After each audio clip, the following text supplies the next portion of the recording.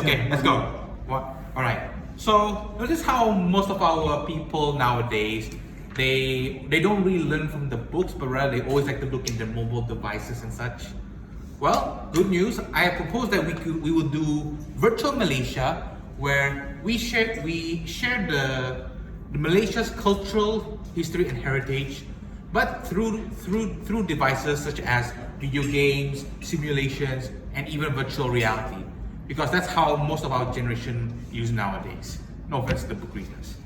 So the main purpose of this business is that this business model is going to be like educational but also profitable, because we're not really charity, but we want to help develop all the devices and the development, and we want to storytell our Malaysia's culture to increase its awareness and love, not just to the locals, but also to the tourists and also international people worldwide. And this can be very good for many stakeholders, such as the government, who wants to increase patriotism, education department, and teachers, because children always like to look at devices and play with them. Museum owners, imagine if you had virtual reality and people experience explore Kuching or even the history of Malaysia. And of course the consumers, like tourists, young people, millennials even, to help see more of it.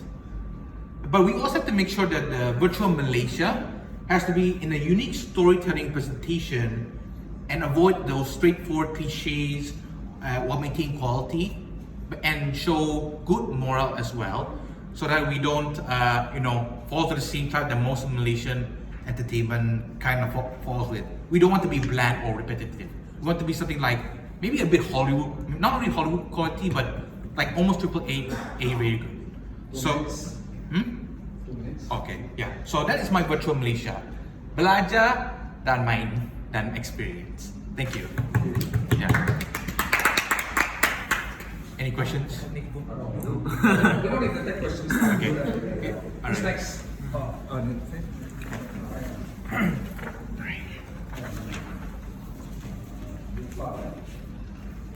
Your name?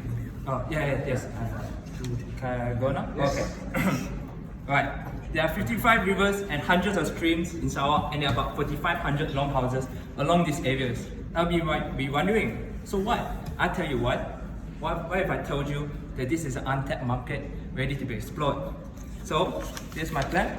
So imagine mini hydro turbines, let's say the size of my bag, powered by mini hydro dams to be installed at rivers along all these longhouses who are not connected to the electrical grid and everything. So you might be telling me, you may be asking, why and how?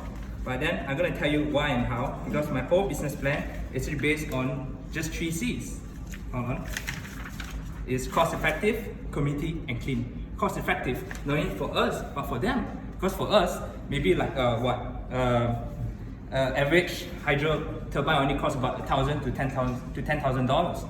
But we only just need to provide the installation and just charge them. But however, one can provide 10 to 100 kilowatts per hour. That's already actually considered a lot for like a longhouse community. And also for them, it's actually a better alternative to diesel-powered diesel-powered turbines, which actually most of these longhouses are using. I can tell from my personal experience, I have an uncle who stayed at a barrio there, barrio? Like really outside Miri, 6 hours from Miri, and he has to spend almost 600 ringgit just on diesel alone, just to bring the diesel, power the diesel, and power all his shops and even his own family home. And that's actually quite a lot, 600 ringgit. I mean, when's the last time you guys actually spent 600 ringgit just for electricity, right? And basic needs. And then the next one, for them, I think it's a better alternative. You can charge them a cheaper cost, and also we have a cheaper cost of business. And also, a community, we're not going to just provide electricity, we're going to power homes, we're going to power schools, we're going to even give them electricity and everything. And not only that, the most important is that we're actually reducing electric rationing, which is actually becoming an increasing problem in many of these longhouses. Okay. Yeah. And then the next one, the last one is just clean. Well, come on, it's just a mini hydro dam. It's not some bakun dam. You're going to cut down trees, flood the whole area. So think about it, man. We're only just talking about Sarawak. How about Sabah? How about Kalimantan? 4,500 longhouses just in Sarawak alone. And these are just official figures. 2 minutes, 20 seconds. Okay. Okay. That's all I have to say. Thank you. Wow, 2 minutes is very, very short.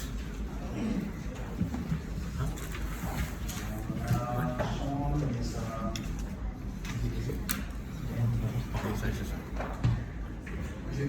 Okay, forgive me. Chen or Chiu? Chill, yeah, chill. Chiu, right? Okay. So okay, before I go into my idea, I want to share some experience for myself. Like it was like 5 to 6 years ago, when I was in Cebu, I joined an activity which I go to the rural area to experience their life.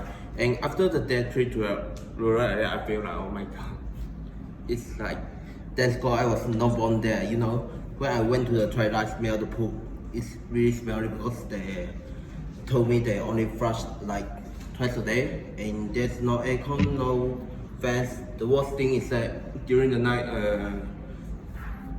it was raining and the water leaked into the long house, and it's normal for them. So obviously it's about the poverty issue in the rural area.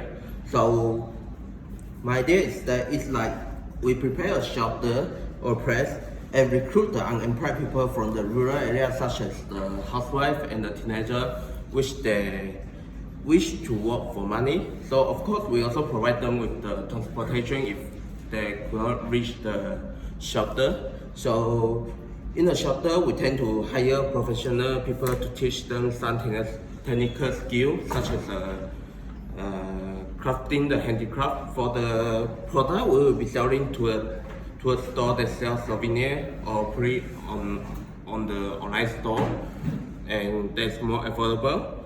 However, we will be only receiving 40% of the revenue, and the rest is for the people who work for us. So for the financial, we will be trying to look for the NGOs to sponsor us, and I believe this can help us to reduce the rate of poverty in the rural area, and we also make some profit from this idea. That's all. Alright, the next. So, Hang on, I need to catch up with you. Long, right? Tony. Sorry, Tony. Yeah, okay, Tony, go. the product I want to introduce is the dishwasher. We all know it's time saving and water saving compared to manual washing. It's also killed out to 99.9% bacteria. Different from the normal dishwasher, is a fully automatically dishwasher. It can do internal cleaning itself. People don't need to clean the machine manually to keep the machine clean. In addition to this, it solves the difficult in use. Normal dishwasher need to arrange the discs one by one into the machine. That is not easy to arrange the discs in the machine. People always waste a lot of time to make it. The new dishwasher disc rack can be taken out to more easily to collect the disc. After collected disc from table, you can put the whole disc rack into the dishwasher one time at a time. Lastly, its built-in complete air dime system can make the dishwasher as a cupboard. It doesn't need to be like the normal dishwasher. It must be taken out in a short time after washing to avoid second pollution caused by water drop. Thank you. Thank you.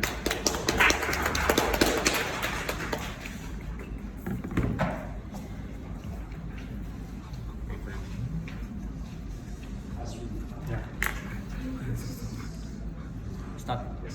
Okay. So today, consumers go through almost 1.4 trillion beverage every year, representing a vast amount of packaging material that can be collected or recycled or reused. And for my idea is that to introduce a recycle reverse vending machine. So what is a reverse vending machine? Reverse vending machine is a machine where people can return empty plastic bottles or cans for recycling.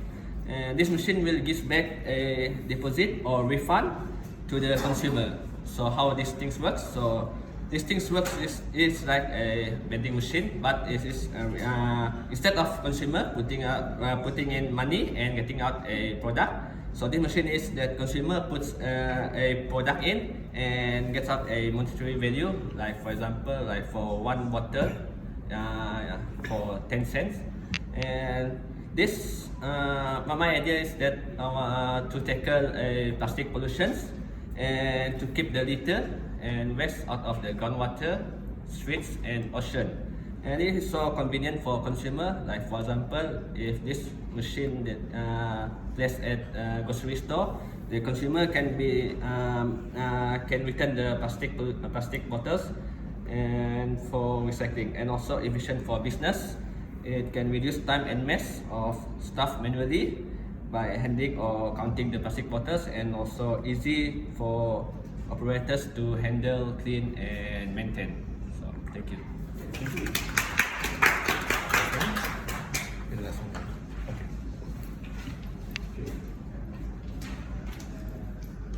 Okay. Yes, go. Okay, I'll be straight to the point here.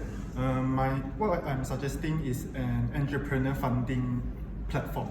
The platform has two main objectives. One, allows entrepreneurs to conduct fundraising in a more direct way. Second, look out for partners they might want to work out in the future. Think of this as social media for entrepreneurs. The user put their ideas on the platforms and request for startup funds. It's just like what we're doing right now, pitching, but digitalized. So people who are interested in the ideas can just invest it, or have interest to partner up. The platform can link that out together as well. And from what I see now, we already have a class full of users, like all potential entrepreneurs with ideas. And think about this, guys. When you want to start a business, where would your first batch of money come from? And is it enough? Like, I'm sure a lot of people had the idea of starting business somewhere in their life, but thinking that they don't have enough money or resource to do it kills the idea. So I was hoping to break that mindset and build communities for startup entrepreneurs. Like, we can share experience and opinion on it. Think about it.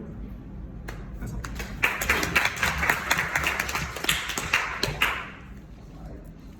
Okay, so I think that's it for